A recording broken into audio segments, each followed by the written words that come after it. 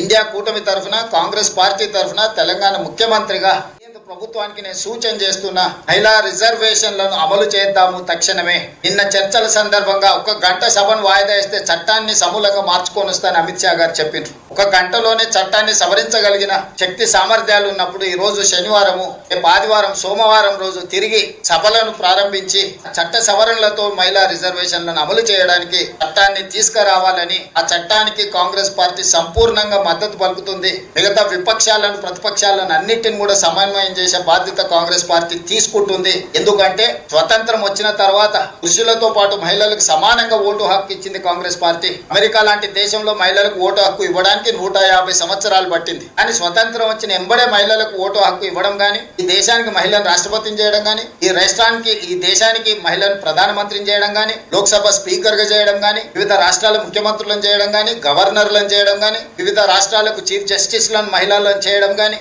ఉపరాష్ట్రపతిని చేయడంలో గానీ, అన్ని అంశాలలో కాంగ్రెస్ పార్టీ మహిళలకు అత్యంత ప్రాధాన్యత ఇచ్చింది.